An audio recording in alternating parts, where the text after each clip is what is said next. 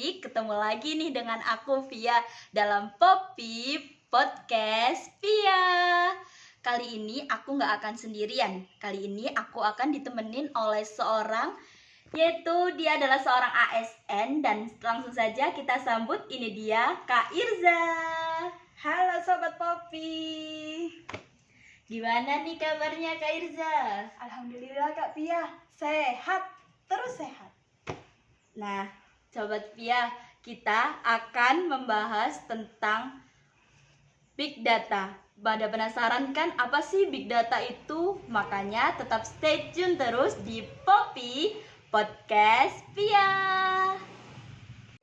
Sebelum kita tanya-tanya lebih lanjut nih ke Kak Irza tentang apa sih Big Data itu, aku akan memberikan sedikit penjelasan atau lebih tepatnya definisi secara umum nih ya tentang Big Data. Yaitu Big Data adalah istilah yang menggambarkan volume data yang besar, baik data terstruktur maupun tidak terstruktur. Big Data ini juga telah banyak digunakan di berbagai bidang. Big Data tidak hanya memuat tentang besarnya data saja, melainkan apa sih yang akan dilakukan organisasi dengan data tersebut. Big Data juga dapat dianalisis untuk wawasan yang mengarah kepada pengambilan keputusan dan strategi bisnis yang lebih baik.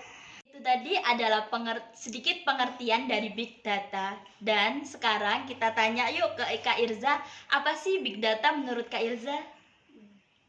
Oke Sobat Poppy, seperti yang dijelaskan oleh Kak Pia tadi, Big Data itu adalah kumpulan data baik yang terstruktur ataupun yang tidak terstruktur. Kata Kak Pia tadi benar, untuk pengambilan keputusan nantinya gitu. Kalau Big Data di bidang kesehatan itu contohnya seperti apa sih Kak?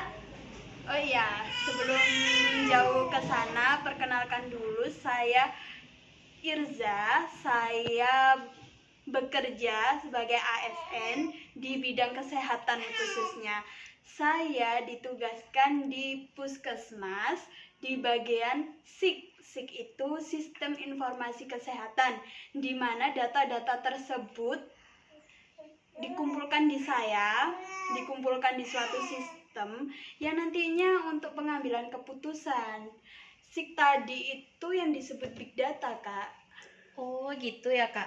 Iya. Terus apa sih Kak manfaat dari Big Data itu sendiri? Ya, di SIK tersebut, Sistem Informasi Kesehatan itu memuat berapa sih jumlah penduduk yang ada di wilayah kerja puskesmas, terus penyakit apa saja sih penyakit terbanyak di wilayah kerja tersebut, sehingga nantinya berguna untuk puskesmas sendiri. Oh, berarti harus mengadakan kegiatan, misalnya di wilayah kerja itu banyak anak yang menderita stunting. Stunting itu keterlambatan perkembangan atau pertumbuhan anak. Jadi berarti puskesmas harus mengadakan sosialisasi nih tentang stunting ke desa-desa wilayah kerja puskesmas tersebut agar penyakit stunting tersebut dapat teratasi. Itu tadi Kak gunanya. Big Data tersebut memuat informasi-informasi mengenai puskesmas, mengenai wilayah kerja puskesmas.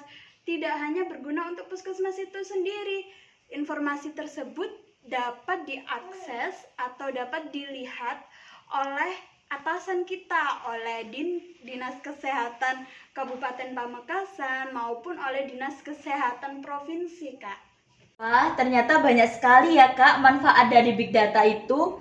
Selebih-lebihnya manfaat kan pasti ada kurangnya nih ya. Apa sih kekurangan dari Big Data itu? Iya Kak, memang betul.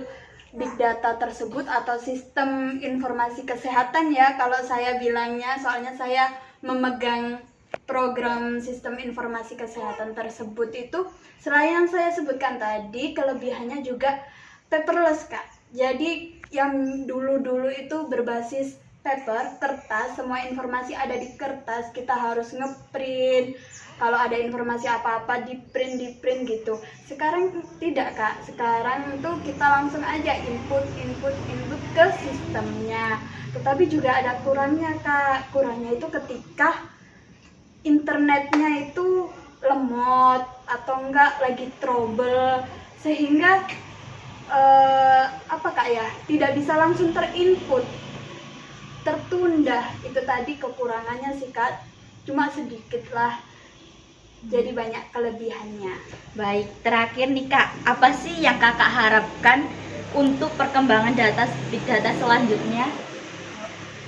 Iya Kak, kalau kita mengetahui, kalau kita merasakan sekarang kan perkembangan iptek semakin semakin tahun kan semakin berkembang ya. Diharapkan sistem informasi kesehatan, big data itu semakin lama juga semakin berkembang, update-nya juga semakin lama semakin berkembang.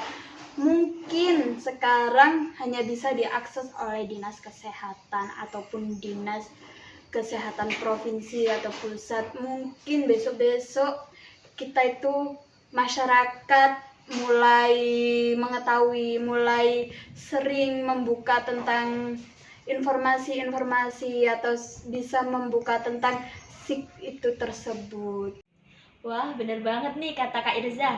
Masyarakat seharusnya sudah mengetahui nih seputar informasi-informasi mengenai dunia kesehatan.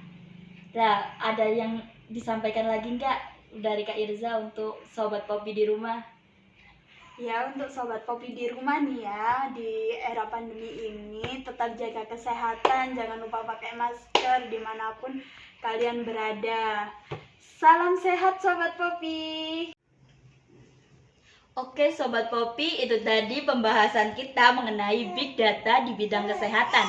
Mengarah ke bidang kesehatan karena bintang tamu kita adalah seorang ASN yang bekerja di bidang kesehatan. Terima kasih kepada Kak Irza nih yang telah meluangkan waktunya dan membagi ilmunya kepada Sobat Popi di rumah dan khususnya kepada saya. Dan terima kasih juga kepada Sobat Popi yang sudah setia mendengarkan podcast ini. Saya Via pamit undur diri dan wassalamualaikum warahmatullahi wabarakatuh. Salam Sobat Popi, bye bye.